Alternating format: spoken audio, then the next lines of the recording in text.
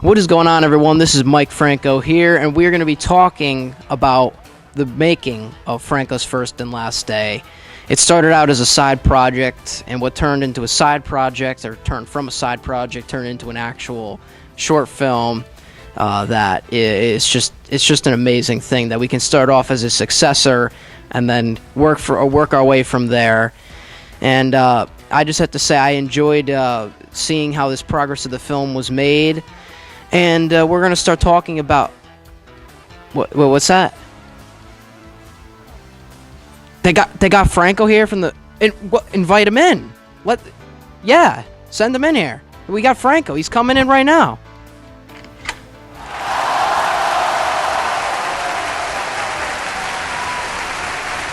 Thank you for being here. Yeah, it's just my pleasure. I can't even. I'm looking at the star myself. This is just amazing.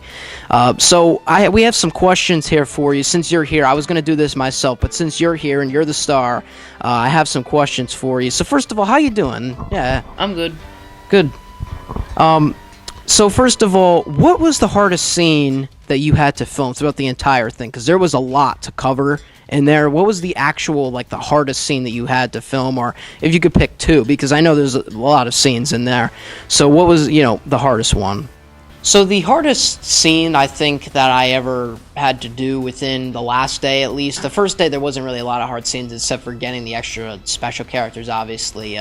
Dr. Dalai played a huge role in this, so special thanks to Dr. Dalai.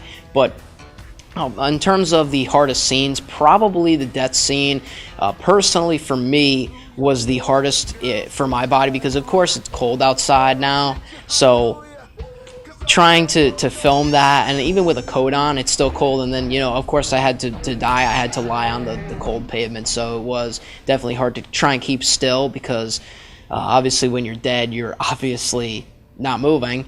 And it was hard because, your body's lying in a certain position and you can't move. And it was hard on the camera too because you have to zoom out in a particular way. You can't just walk at. You have to kind of aim in close and then zoom out, and that's what we got there.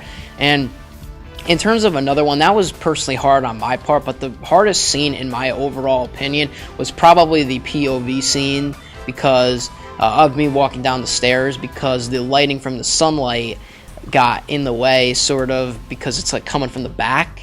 So I guess you would say it was kind of a difficult in that regard because the lighting was off and you would see the camera if I put it in a certain lighting. So as I'm walking down the stairs, I'm trying not to show the camera in there, and I'm trying to keep it just myself, like you see my shadow in there. So it took a little bit to kind of adjust, but it took a lot of reshooting for that one particular scene of me walking down the stairs. But overall, I think it turned out pretty decent within the film.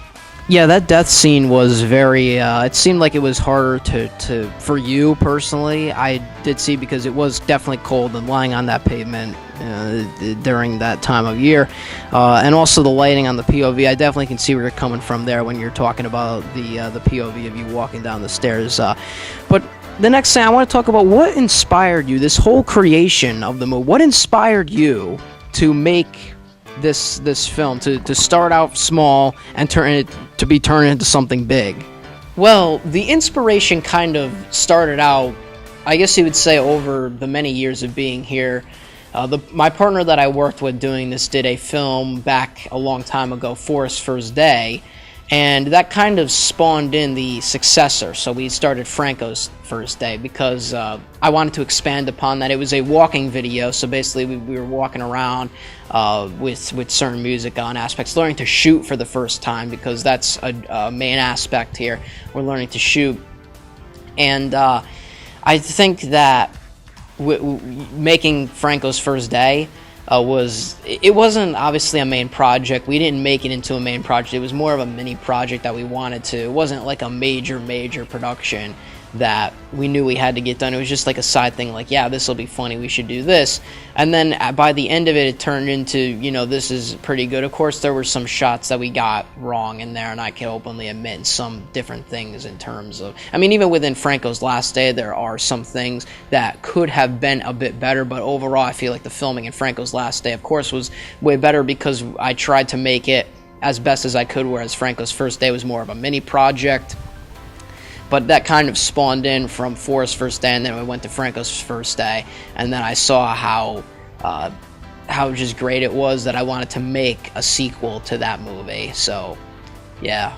That was an amazing answer. I can't even explain how much I feel towards that one. But now I must ask, do you plan on making any future films in the series or trilogy to kind of pack the movies together like a sequel or a prequel, or are you just going to leave it be as it is?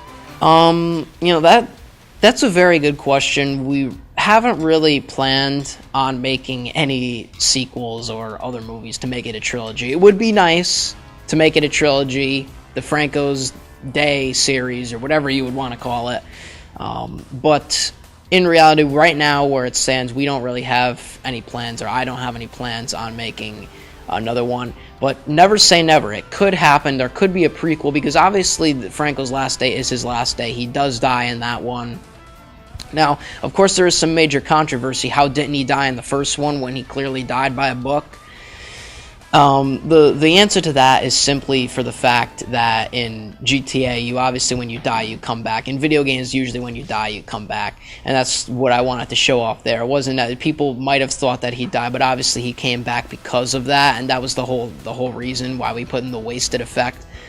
But in Franco's last day, we obviously didn't put any effect. We had emotional music at the end, so it kind of separated that from another death scene. But in terms of making another movie, if I do, I would probably want it to be just as long as Franco's last day. Probably longer than the first day, because the first day was like 5 minutes or so. Last day is around 9 minutes. So somewhere around there. But like I said, we're not planning on anything right now. It could happen in the future, though, so I guess that's the answer. Yeah, well, that seems fair enough. So thank you for coming out with us. I really do appreciate it. Thank you again. Thank you. And thank you to the viewer for making this possible, to make all this happen and come together. This is Mike Franco. Have a wonderful day.